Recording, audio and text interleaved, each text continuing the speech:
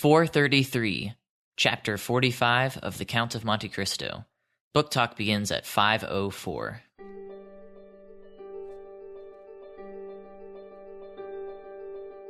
Welcome to Craftlit, the podcast for crafters who love books. My name is Heather Ordover, and I'm podcasting from where the Delaware River meets the Old York Road, New Hope, Pennsylvania.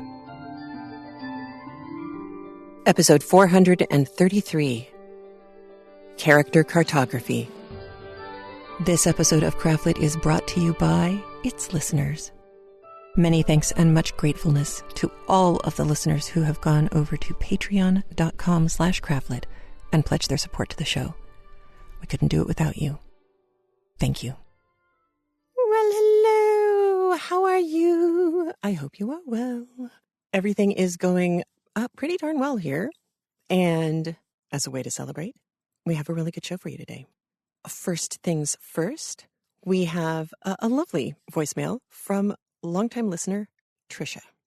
And I want to hop right onto it first. Hi, this is Trisha in Massachusetts. First, I want to thank the hostess of Forgotten Classics for her description of an explanation of Holy Saturday, because my faith does some parts of that, but not all of it, and it made so many things make more sense, and it was just a beautiful description, too. Very moving. In the most recent episodes, chapters 41 through 43, you asked about what people thought of Edmond's reading of the heraldry. And I'm no expert, my gut opinion, my gut reaction when I heard it was that he was doing the whole, wow, that's really a liar, but in a way that obviously Albert would not catch on. So a compliment to Albert. Everything's good on the surface, but by noticing how old a heraldry it is, kind of saying, oh my gosh, she's really pretending, really the liar. Which brings me to one other thing. Does anybody know of a website that gives a good description of who each character is without giving away stuff that hasn't happened yet? I've tried to find one. I did a quick little search, and I kept hearing about parts that haven't happened yet as I read, and I don't want that. I just want to be able to go, okay, what is that person again? And look it up. So if anyone knows of one, I would love a link. Thank you so much. Bye-bye.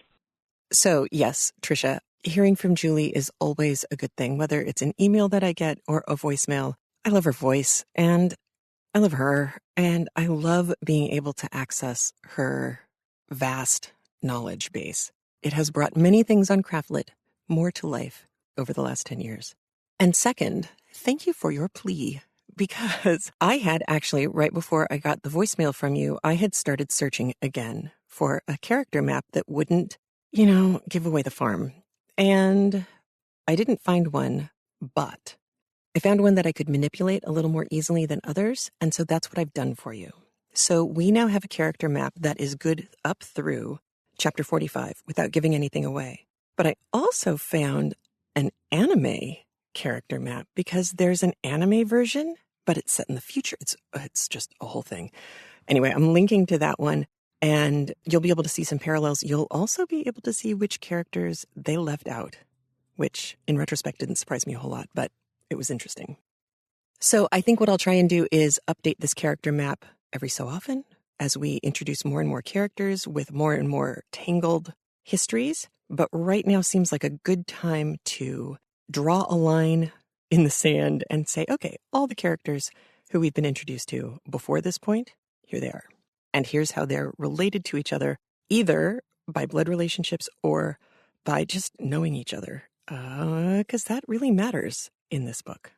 Well, no crafty chat for this week. It was a failed experiment, but we will persevere and maybe get you some audio next week. We'll keep trying, but do feel free to join in our live stream event every Tuesday at 1:30 Eastern on YouTube.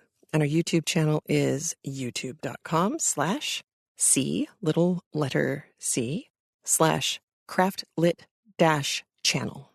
From there, you can get to our YouTube live streams and jump in the chat window and talk to us and have fun and hang out with all the really cool people who tend to show up there. We've got a nice crew, so that's good.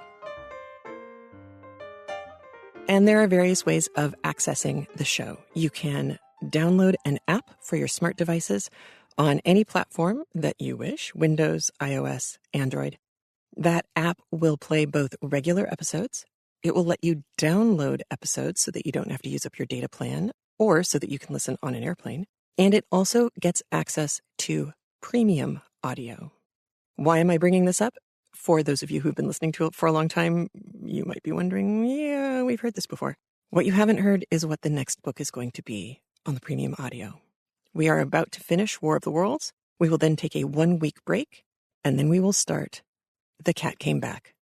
For those of you who have been listening or been premium audio subscribers since the beginning of it, which was 5 years ago, I think, you may recall that one of the first books we did was called Cool for Cats, a mystery written by my husband, Andrew, one of the best writers I've ever known in my life. Well, he finished the sequel, and he is going to be reading it for you just like he did Cool for Cats. Those of you who listened to it back then, I heard a lot of comments from you saying how much you enjoyed his reading, how much you enjoyed his voice, how much life he brought to the text just by doing a great reading interpretation of his own book. We'll be doing the same thing. I will not be adding any color commentary because I really don't think I need to. It's a modern book. It's not set in the 30s. It's not noir-y that way. But it is a good standard murder mystery. So that's what's coming up. That you'll be able to access either from the app, the Craftlit dedicated app, meaning that the app's only job is to provide you with Craftlit audio, or you can sign up at patreon.com/craftlit. And if you pledge more than $5 or more a month, you will have access to the premium audio from there. Or you can go to craftlit.com/premium and sign up for a download-only membership. This is for people who really like to listen on their browser. You don't want to hassle with anything else. You just want to be able to go to a page and click on a link and listen to the audio.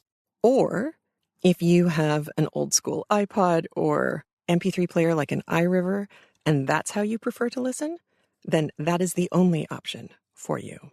And that is why I actually have 3 different ways of accessing the premium audio, because I know I have plenty of listeners who still listen that way.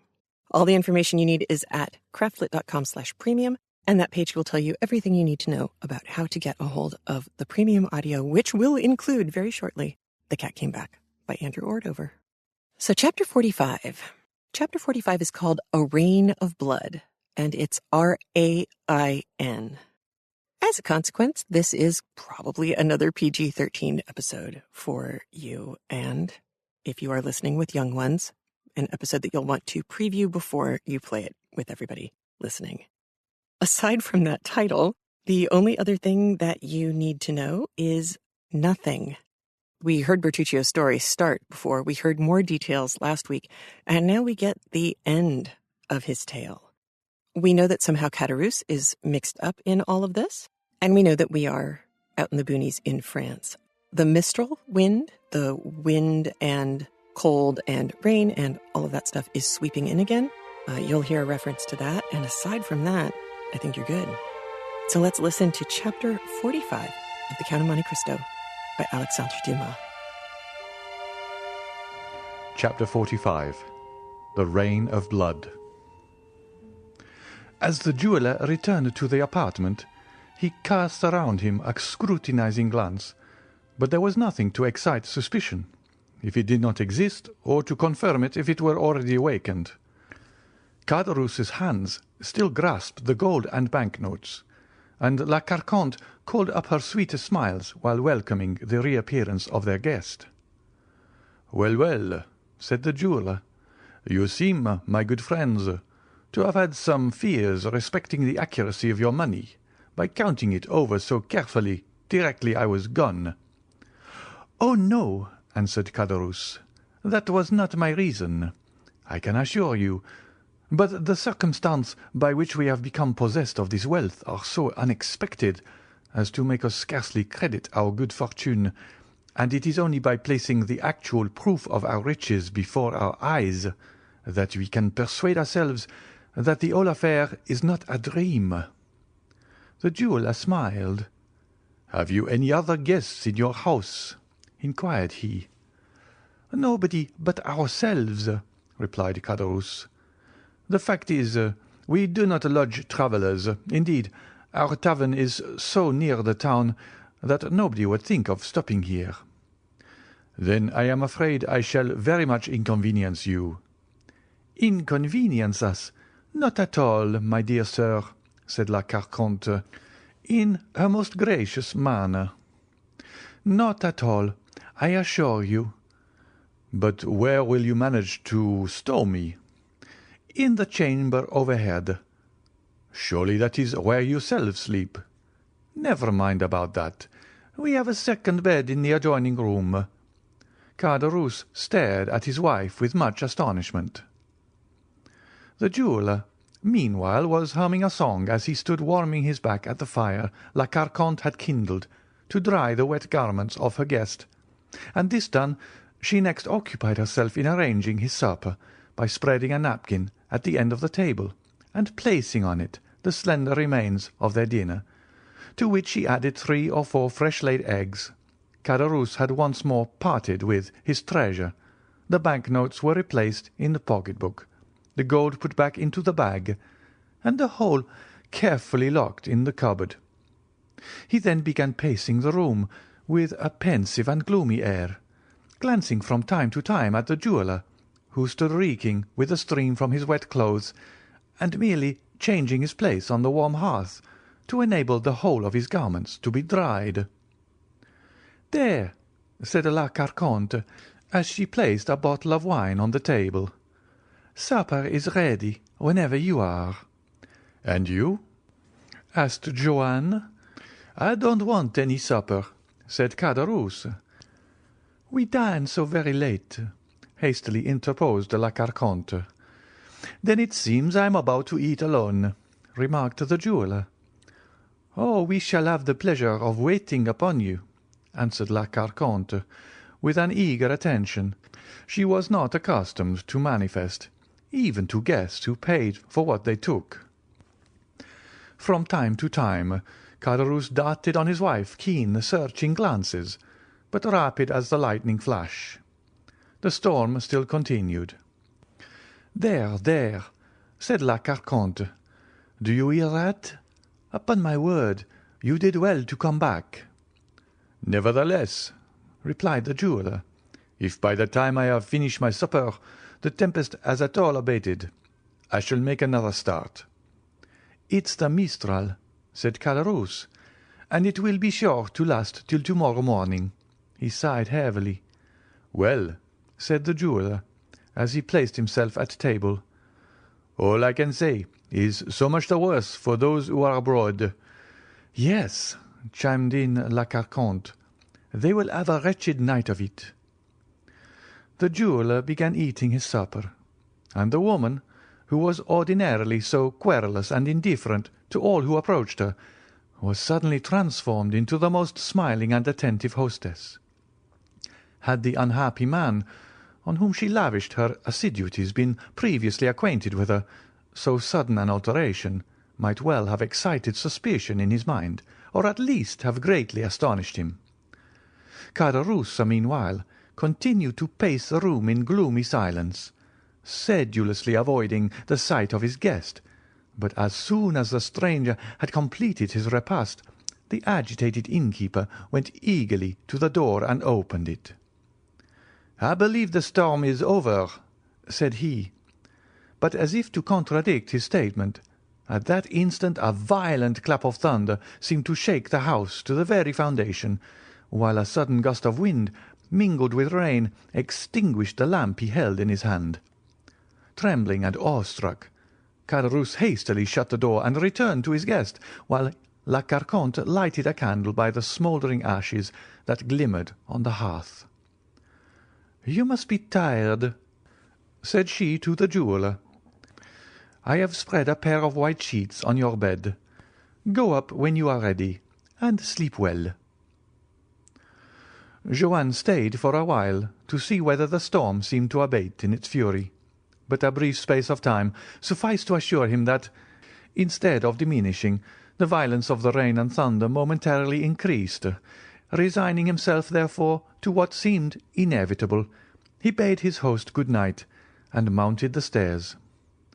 He passed over my head, and I heard the flooring creak beneath his footsteps. The quick, eager glance of La Carconte followed him as he ascended, while Caderousse, on the contrary, turned his back and seemed most anxiously to avoid even glancing at him. All these circumstances did not strike me as painfully at the time as they have since done. In fact, all that had happened, with the exception of the story of the diamond, which certainly did wear an air of improbability, appeared natural enough and called for neither apprehension nor mistrust. But, worn out as I was with fatigue, and fully purposing to proceed onwards directly the tempest abated, I determined to obtain a few hours' sleep. Overhead I could accurately distinguish every movement of the jeweller, who, after making the best arrangements in his power for passing a comfortable night, threw himself on his bed, and I could hear it creak and groan beneath his weight. Insensibly my eyelids grew heavy, deep sleep stole over me, and having no suspicion of anything wrong, I sought not to shake it off. I looked into the kitchen once more, and saw Caderousse sitting by the side of a long table upon one of the low wooden stools, which in country places are frequently used instead of chairs. His back was turned towards me, so that I could not see the expression of his countenance. Neither should I have been able to do so had he been placed differently, as his head was buried between his two hands. La Carconte continued to gaze on him for some time. Then, shrugging her shoulders, she took her seat immediately opposite to him. At this moment the expiring embers threw up a fresh flame from the kindling of a piece of wood that lay near, and a bright light flashed over the room. La Carconte still kept her eyes fixed on her husband, but as he made no sign of changing his position, she extended her hard, bony hand and touched him on the forehead. Caderousse shuddered. The woman's lips seemed to move, as though she were talking, but because she merely spoke in an undertone, or my senses were dulled by sleep, I did not catch a word she uttered. Confused sights and sounds seemed to float before me, and gradually I fell into a deep, heavy slumber.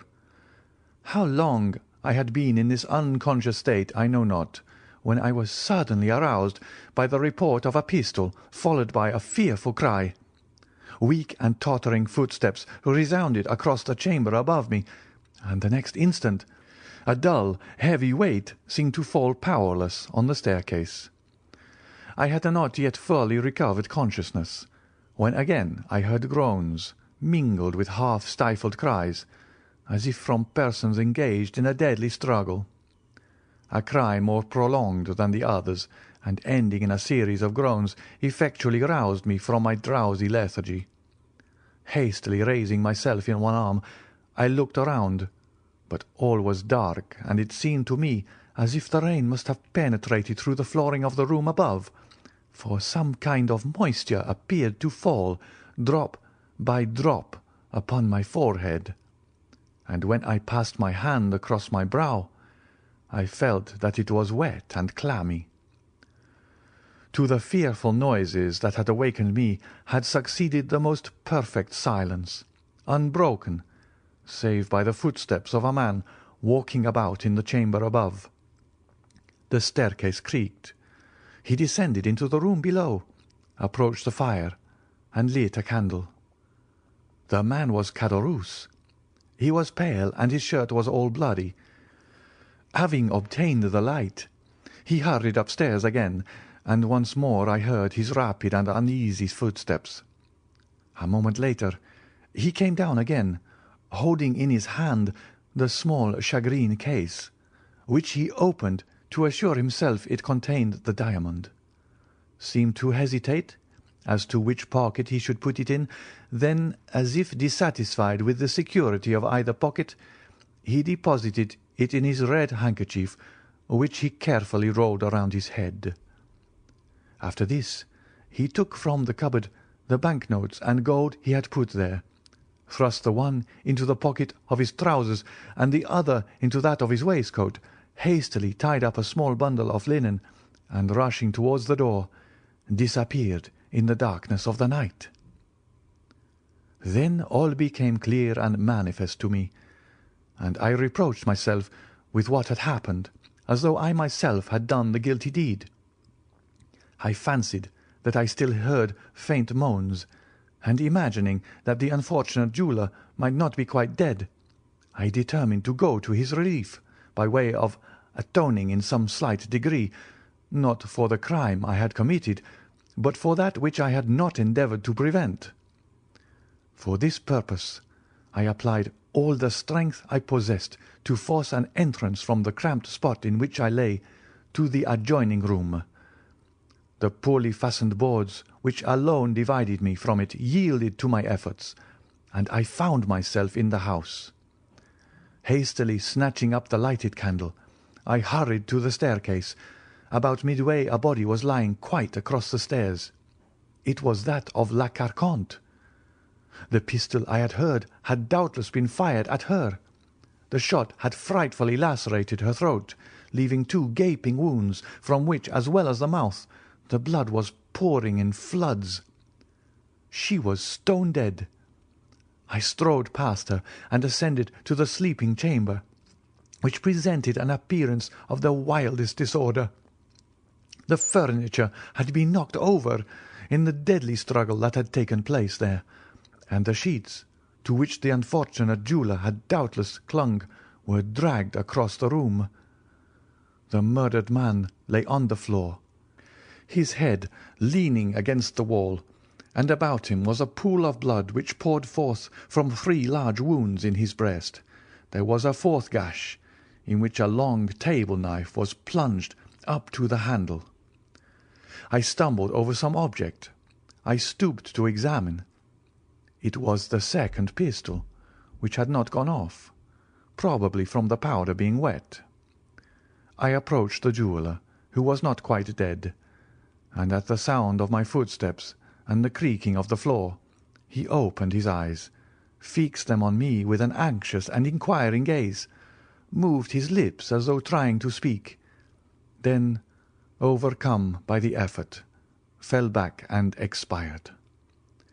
This appalling sight almost bereft me of my senses, and finding that I could no longer be of service to any one in the house, my only desire was to fly. I rushed towards the staircase, clutching my hair and uttering a groan of horror. Upon reaching the room below, I found 5 or 6 custom house officers and 2 or 3 gendarmes, all heavily armed. They threw themselves upon me. I made no resistance. I was no longer master of my senses. When I strove to speak, a few inarticulate sounds alone escaped my lips. As I noticed the significant manner in which the whole party pointed to my blood-stained garments, I involuntarily surveyed myself, and then I discovered that the thick warm drops that had so bedewed me as I lay beneath the staircase must have been the blood of La Carconte. I pointed to the spot where I had concealed myself. "What does he mean?" asked a gendarme. One of the officers went to the place I directed. "He means," replied the man upon his return, "that he got in that way."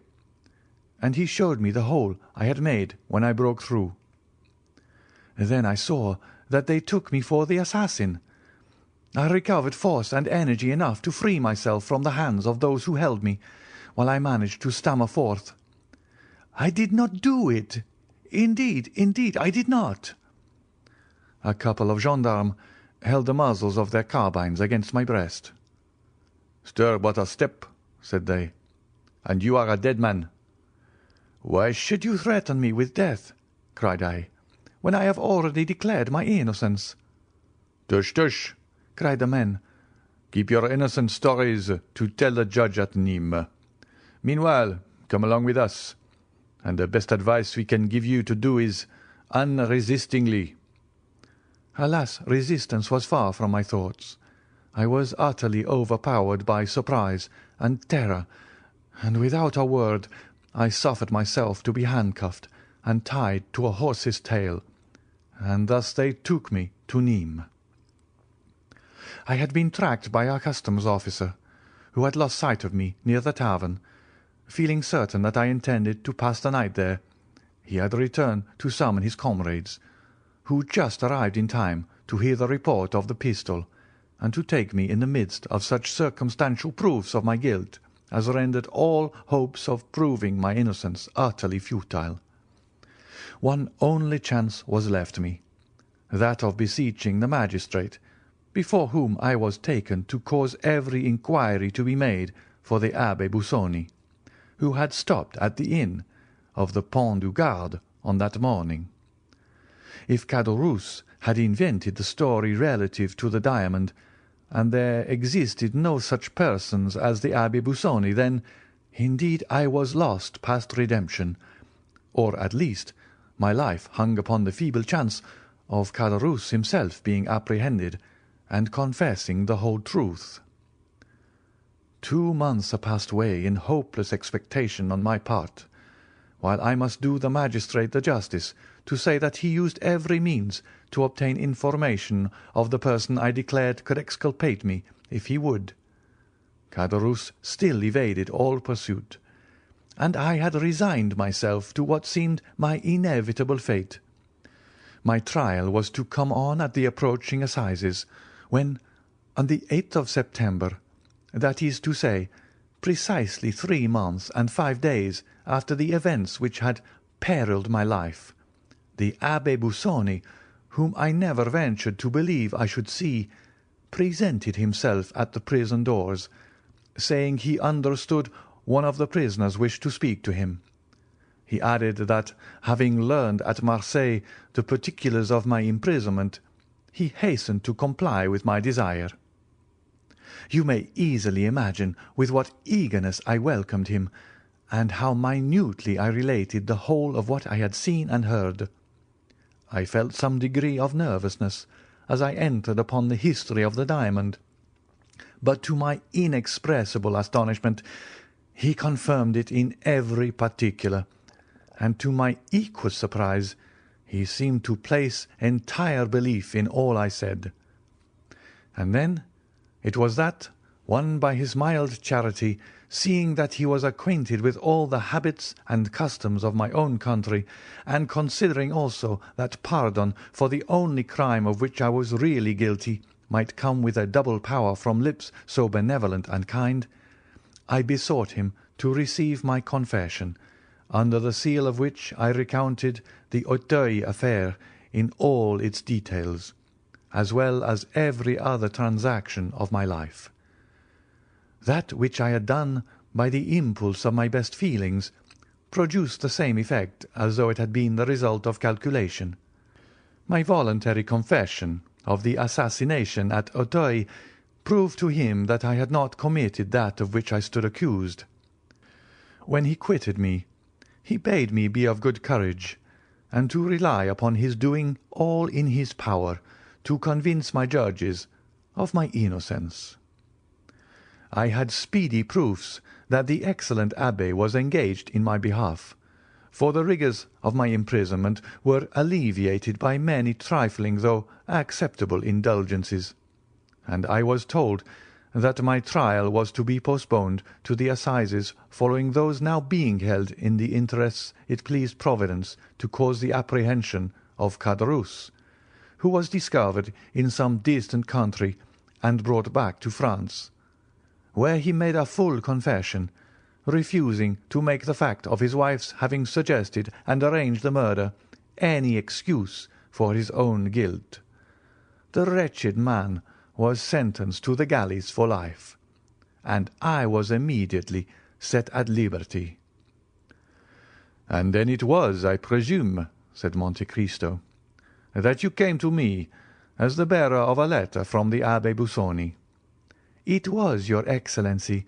The benevolent abbé took an evident interest in all that concerned me. "Your mode of life as a smuggler," said he to me one day, "will be the ruin of you. If you get out, don't take it up again." "But how," inquired I, "am I to maintain myself and my poor sister?" "A person whose confessor I am," replied he, "and who entertains a high regard for me, applied to me a short time since to procure him a confidential servant. Would you like such a post? If so, I will give you a letter of introduction to him." "Oh, father," I exclaimed, "you are very good." "But you must swear solemnly that I shall never have reason to repent of my recommendation." I extended my hand and was about to pledge myself by any promise he would dictate, but he stopped me. "It is unnecessary for you to bind yourself by any vow," said he. "I know and admire the Corsican nature too well to fear you. Here, take this," continued he, after rapidly writing the few lines. "I brought them to your Excellency, and upon receipt of which you deigned to receive me into your service, and proudly I ask whether your Excellency has ever had cause to repent having done so." "No," replied the Count. "I take pleasure in saying that you have served me faithfully, Bertuccio, but you might have shown more confidence in me." "I, your Excellency?" "Yes, you. How comes it that, having both a sister and an adopted son, you have never spoken to me of either?" "Alas, I have still to recount the most distressing period of my life. Anxious, as you may suppose, I was to behold and comfort my dear sister. I lost no time in hastening to Corsica, but when I arrived at Rogliano, I found a house of mourning the consequences of a scene so horrible that the neighbours remember and speak of it to this day. Acting by my advice, my poor sister had refused to comply with the unreasonable demands of Benedetto, who was continually tormenting her for money, as long as he believed there was a sou left in her possession. One morning that he demanded money, threatening her with the severest consequences if she did not supply him with what he desired, he disappeared and remained away all day, leaving the kind-hearted Assunta, who loved him as if he were her own child, to weep over his conduct and bewail his absence. Evening came, and still with all the patient solicitude of a mother she watched for his return. As the 11th hour struck, he entered with a swaggering air, attended by two of the most dissolute and reckless of his boon companions. She stretched out her arms to him, but they seized hold of her, and one of the three, none other than the accursed Benedetto, exclaimed, "Put her to torture, and she'll soon tell us where her money is." It unfortunately happened that our neighbour Vassilio was at Bastia, leaving no person in his house but his wife. No human creature beside could bear or see anything that took place within our dwelling. Two held poor Assunta, who, unable to conceive that any harm was intended to her, smiled in the face of those who were soon to become her executioners. The third proceeded to barricade the doors and windows, then returned, and the three united in stifling the cries of terror incited by the sight of these preparations, and then dragged Assunta, feet foremost, towards the brazier, expecting to wring from her an avowal of where her supposed treasure was secreted. In the struggle her clothes caught fire, and they were obliged to let go their hold in order to preserve themselves from sharing the same fate. Covered with flames, Assunta rushed wildly to the door, but it was fastened. She flew to the windows, but they were also secured. Then the neighbours heard frightful shrieks. It was Assunta calling for help. The cries died away in groans, and the next morning As soon as Vasilio's wife could muster up courage to venture abroad, she caused the door of our dwelling to be opened by the public authorities, when Assunta, although dreadfully burnt, was found still breathing. Every drawer and closet in the house had been forced open, and the money stolen. Benedetto never again appeared at Rogliano, neither have I since that day either seen or heard anything concerning him. It was subsequently to these dreadful events that I waited on your Excellency, to whom it would have been folly to have mentioned Benedetto, since all trace of him seemed entirely lost, or of my sister, since she was dead." "And in what light did you view the occurrence?" inquired Monte Cristo. "As a punishment for the crime I had committed," answered Bertuccio. "Oh, those Villefort are an accursed race." "Truly they are," murmured the Count in a lugubrious tone.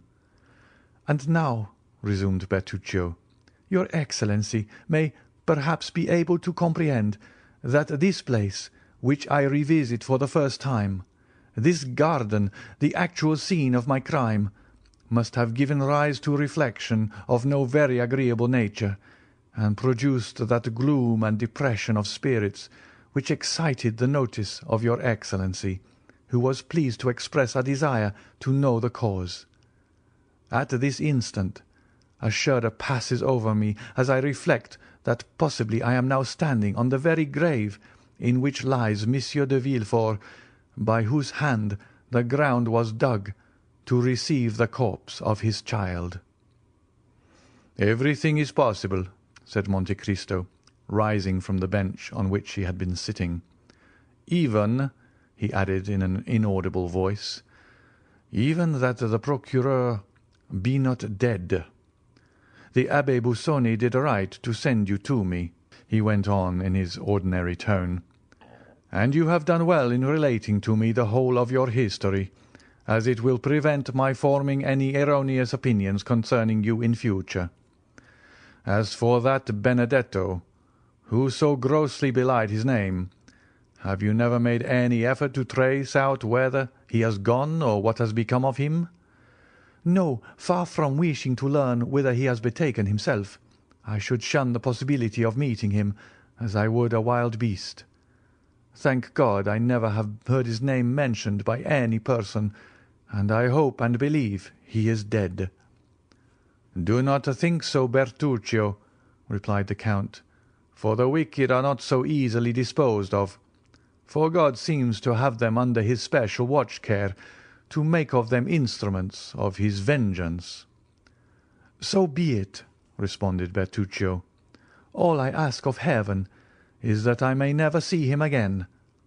And now, your Excellency," he added, bowing his head, "you know everything. You are my judge on earth as the Almighty is in heaven. Have you for me no words of consolation?" "My good friend, I can only repeat the words addressed to you by the Abbé Busoni. Villefort merited punishment for what he had done to you, and perhaps to others. Benedetto, if still living, will become the instrument of divine retribution in some way or other, and then be duly punished in his turn. As far as yourself are concerned, I see but one point in which you are really guilty. Ask yourself wherefore, after rescuing the infant from its living grave, you did not restore it to its mother. There was the crime, Bertuccio. That was where you became really culpable." "True, Excellency, that was the crime, the real crime, for in that I acted like a coward. My first duty, directly I had succeeded in recalling the babe to life, was to restore it to its mother. But in order to do so I must have made close and careful inquiry, which would in all probability have led to my own apprehension, and I clung to life, partly on my sister's account, and partly for the feeling of pride inborn in our hearts of desiring to come off untouched and victorious in the execution of our vengeance. Perhaps, too, the natural and instinctive love of life, made me wish to avoid endangering my own. And then again, I am not as brave and courageous as was my poor brother." Bertuccio hid his face in his hands as he uttered these words, while Monte Cristo fixed on him a look of inscrutable meaning. After a brief silence, rendered still more solemn by the time and place, the Count said in a tone of melancholy wholly unlike his usual manner, "In order to bring this conversation to a fitting termination, the last we shall ever hold upon this subject, I will repeat to you some words I have heard from the lips of the Abbé Busoni. For all evils there are two remedies, time and silence. And now leave me, Monsieur Bertuccio, to walk alone here in the garden. The very circumstances which inflict on you as a principal in the tragic scene enacted here such painful emotions are to me, on the contrary, a source of something like contentment, and serve but to enhance the value of this dwelling in my estimation. The chief beauty of trees consists in the deep shadow of their umbrageous boughs, while fancy pictures a moving multitude of shapes and forms flitting and passing beneath that shade. Here I have a garden laid out in such a way as to afford the fullest scope for the imagination, and furnished with thickly grown trees, beneath whose leafy screen a visionary like myself may conjure up phantoms at will. This to me, who expected but to find a blank enclosure surrounded by a straight wall, is, I assure you, a most agreeable surprise. I have no fear of ghosts, and I have never heard it said that so much harm had been done by the dead during 6,000 years as is wrought by the living in a single day. Retire within, Bertuccio, and tranquillize your mind. Should your confessor be less indulgent to you in your dying moments than you found the Abbé Busoni, send for me, if I am still on earth, and I will soothe your ears with words that will effectually calm and soothe your parting soul, ere it goes forth to traverse the ocean called eternity." Bertuccio bowed respectfully and turned away, sighing heavily. Monte Cristo, left alone, took 3 or 4 steps onwards and murmured, "Here, beneath this plane tree, must have been where the infant's grave was dug. There is a little door opening into the garden. At this corner is the private staircase communicating with the sleeping apartment. There will be no necessity for me to make a note of these particulars, for there, before my eyes, beneath my feet, all around me, I have the plan sketched with all the living reality of truth." After making the tour of the garden a second time, the Count re-entered his carriage, while Bertuccio, who perceived the thoughtful expression of his master's features, took his seat beside the driver without uttering a word. The carriage proceeded rapidly towards Paris. That same evening, upon reaching his abode in the Champs-Élysées, the Count of Monte Cristo went over the whole building with the air of one long acquainted with each nook or corner. Nor, although preceding the party, did he once mistake one door for another, or commit the smallest error when choosing any particular corridor or staircase to conduct him to a place or suite of rooms he desired to visit. Ali was his principal attendant during this nocturnal survey. Having given various orders to Bertuccio relative to the improvements and alterations he decided to make in the house, the Count, drawing out his watch, said to the attentive Nubian, "It is 11:30. Haydée will soon be here. Have the French attendants been summoned to await her coming?" Ali extended his hands towards the apartments destined for the fair Greek, which was so effectually concealed by means of a tapestried entrance that it would have puzzled the most curious to have divined their existence. Ali, having pointed to the apartments, held up 3 fingers of his right hand, and then, placing it beneath his head, shut his eyes and feigned to sleep. "I understand," said Monte Cristo, well acquainted with Ali's pantomime. "You mean to tell me that 3 female attendants await their new mistress in her sleeping chamber?" Ali, with considerable animation, made a sign in the affirmative. "Madame will be tired to-night," continued Monte Cristo, "and will, no doubt, wish to rest. Desire the French attendants not to weary her with questions, but merely to pay their respectful duty and retire. You will also see that the Greek servants hold no communication with those of this country." He bowed. Just at that moment voices were heard hailing the concierge. The gate opened, a carriage rolled down the avenue and stopped at the steps. The Count hastily descended, presented himself at the already opened carriage door, and held out his hand to a young woman, completely enveloped in a green silk mantle, heavily embroidered with gold. She raised the hand extended toward her to her lips, and kissed it with a mixture of love and respect. Some few words passed between them in that sonorous language in which Homer makes his gods converse. The young woman spoke with an expression of deep tenderness, while the Count replied with an air of gentle gravity. Preceded by Ali, who carried a rose-coloured flambeau in his hand, the newcomer, who was no other than the lovely Greek who had been Monte Cristo's companion in Italy, was conducted to her apartments, while the Count retired to the pavilion reserved for himself. In another hour every light in the house was extinguished, and it might have been thought that all its inmates slept. End of chapter 45. There is a meme on the internet, which my 16-year-old likes to quote frequently. Well, that escalated quickly. And I feel that this chapter kind of has the same arc. It went from, I don't know about you, but I had kind of a sinking feeling at the end of last week's chapter.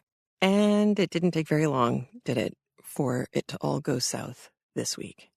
Were you surprised that Caderousse's wife was the one who was shot? I was surprised. I assumed that the jeweler was the one who got shot, and then I couldn't quite figure out who was making the rest of the noises. But it looked to me like Mrs. Caderousse, La Carconte, is the one who stabbed the jeweler with a kitchen knife. That was the other reason that I thought, it's probably her. And Caderousse seemed kind of dicey about the whole thing.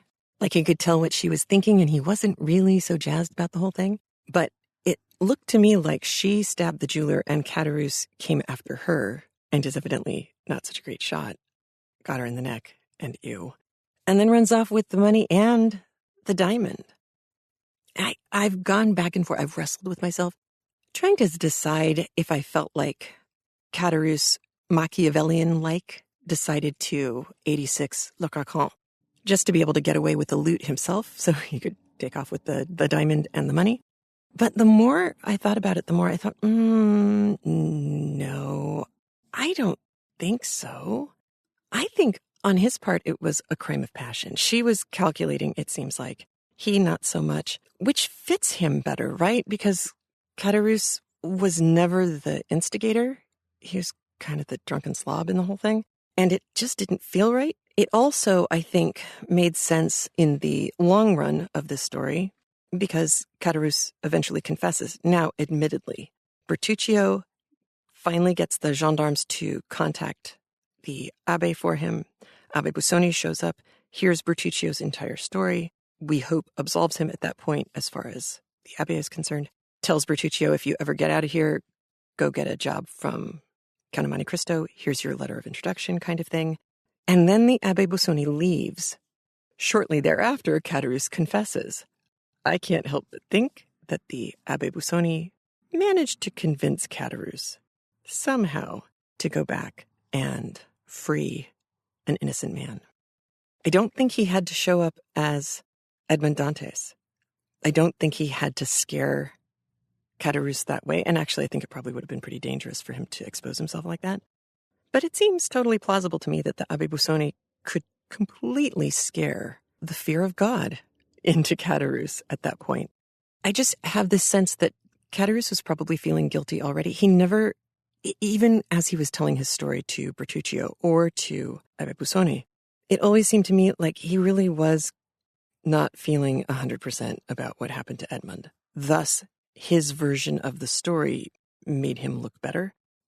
And if you layer on top of that guilt a new, fresh wound of guilt over Bertuccio, an innocent man, going to prison for him, and not someone who was unknown, right? Caderousse knew Bertuccio, because even though Bertuccio's original agreement had been with the previous owner of the inn, he said he had done business with, and done business with meaning he had hidden there or hidden things there when he needed to disappear for a little bit.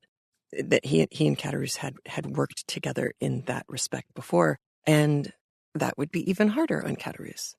So he goes off to become a galley slave as punishment, which is no small thing. Of course, it means regular meals, and he doesn't have the stress of trying to make an inn work that is no longer in working condition, but he is a galley slave, which really stinks. But then there was an Abbe Busoni line that I just loved, which was for all evils, there are two remedies, time and silence. It's an interesting line, and something that should resonate as we continue through the book. But I also had, while I was off looking for the character map, I also stumbled on, it was some kid's class project, I think, for high school or college, where they did the top 10 quotes from Alexandré Dumas. And at least 2/3 of them came from the Count of Monte Cristo. And of those 2/3, at least half of them, maybe more, came from the last 3 chapters of the book. There's some great lines that we're coming up to, sneaking up on as we continue through the book. And then there's Benedetto. What a piece of work is that kid? He and his friends torture the woman who has raised him? There are so many bad words I can think of to fling at this guy. I think the good thing is we know that we are in a book where justice, and I'm putting that in air quotes because we will have to decide if it's really justice, but justice is at least pursued, if not actually completed. So we can hope that Benedetto is going to get his just desserts before the end of the book. But along with the Benedetto story and the fact that he's disappeared and Bertuccio doesn't have a clue where he is, I thought it was also really interesting that moment that the Count has in the garden where Bertuccio goes away and the look of contentment comes over him. At first I thought, oh, that's probably because he thinks, oh, and this is where Villefort died. But we know from just before this that when Bertuccio talks about Villefort being dead, the Count says, or not. So his intel must have told him that Villefort is still around and kicking. But still, there is something about that garden. And maybe it's just something about not being alone. Bertuccio also was wronged by this guy. It's not just Edmond who is interested in pursuing a debt or vengeance against Villefort. And maybe just not being alone for a little while is really kind of nice for him. I can't think of anything lonelier than what this man has set out to do. And yet, by the end of the chapter, we have Ide show up. She is the beautiful, lovely Greek woman who we saw at the opera in Rome. And we haven't talked about her much. She will play a larger part as we go on through the book. Her name is spelled Haydee, but pronounced Ide. So if you are American, I imagine you came up with all sorts of spellings in your head when you heard her name, but that is, in fact, how it is spelled. And how she gets described grows and morphs a little bit during the course of the book, but she is, at least in the beginning, referred to as a servant and sometimes as a slave. This will all make more sense as we continue on with the book. But now we have a pretty clear picture. Benedetto is absolutely in the Count of Monte Cristo's debt, both because the Count gave him a job and pays him well and respects him and trusts him. But now because the Count of Monte Cristo shares his secret, a secret that could put him in jail again, if only for being a smuggler. But there's another reason why Bertuccio is important. Bertuccio is the first example that we have as readers of somebody who went out in a direct line to try to achieve some kind of revenge for a wrong that was done to him. Edmond Dantes, when he realized he was going to have an opportunity and the means to go out and pursue revenge, did not approach it in a straight line. He went out for, 10 years? Learning languages, growing his fortune, keeping tabs on his enemies, hunting down people who he could use somehow against his enemies, as we've seen with Bertuccio, because that didn't happen by accident. He used his Abbe Bersone persona to gain access to and get the story from Bertuccio. But he didn't meet Bertuccio by accident. There was a hunt there, trying to get to somebody who wanted to hurt Villefort as well. So we can only assume that most of the people that we are going to see surrounding our count also have a bone to pick with one or more of the original bad guys. And as we continue through the book, more and more of these people and their intricate relationships with each other and the count will become clear. And this is exactly why Tricia and any of you who've gone searching have had such a hard time finding character maps that don't give too much away. Because this is an incredibly twisted novel when it comes to character relationships and interactions. And again, it boggles my mind how Alexandre Dumas was able to pull this off as a serial. I have no explanation for it except that he was a genius. I will have more information for you on Alexandre Dumas and the beautiful funeral speech that Jacques Chirac gave when they transferred Dumas' ashes into the Pantheon in Paris. It was a lovely ceremony. I'll have pictures for you and video links for you, and a lovely speech, and I think an important one for us. Unlike what Gabby found early on when we first started this book, where her colleague kind of laughed and said, oh, he'd never teach the Count of Monte Cristo. The more that I'm looking for information and creative representations of the Count of Monte Cristo, the more I'm finding that teachers are in fact teaching this. And sometimes they're teaching it just because they want to teach character mapping and foreshadowing, because this book is loaded with it. And if you've been watching the Once Upon a Time podcast, if you've been watching Once Upon a Time and been listening to the Once Upon a Time podcast, you know that the Count of Monte Cristo showed up as a character this season. He was sadly wasted, I thought. I mean, I understood why they did what they did with him, but boy, what a poorly used character he was. But they also have had Jekyll and Hyde and Aladdin and Jasmine, who, are close to my heart. And they've had Captain Nemo, and they will have more and more characters popping up from our period of literature. Hester Prynne walked through the background of a scene. I think I mentioned that last week. But if you watch the TV show and you are interested, you can listen live Wednesday nights, 7 o'clock Eastern Time. All you have to do is go to oncepodcast.com, I think that's it. If you search for Once Podcast, you'll find it. And in the menus across the top, you'll see live stream or listen live. And that will get you to the live stream with the chat window so that you can participate in the chat. We were all very active in the chat. It's a lot of fun to talk to people who also enjoy these stories. And it would be really, really fun for me to have some of you show up so that I'm not the only person who knows about the old stuff, because it's a lot of typing to do while I'm trying to talk too. But that's been a lot of fun this season. So I hope you joined us over there. I hope you're enjoying the book here. I hope you have a great week. And more intrigue next week. Take care of yourself. I'll talk to you soon. Bye. If you like getting free audiobooks with benefits every week, please consider supporting the show over at patreon.com/craftlit. There are rewards waiting for you beyond, the free podcast. You can also subscribe to our premium streaming audio by tapping the red lock when you are looking at the app or at the show notes at craftlit.libsyn.com/podcast. You can also sign up for a premium download subscription by following the links in the right-hand sidebar at craftlit.com. And if it's easier for you, you can always subscribe and review at iTunes and at Stitcher Radio. Like us on Facebook, support us at Patreon, and come with us on tour. For 9 years, Craftlit has been kept going by the support of you, the listener. And for that, I am truly grateful. And remember, if your hands are too busy to pick up a book, at least you can turn one on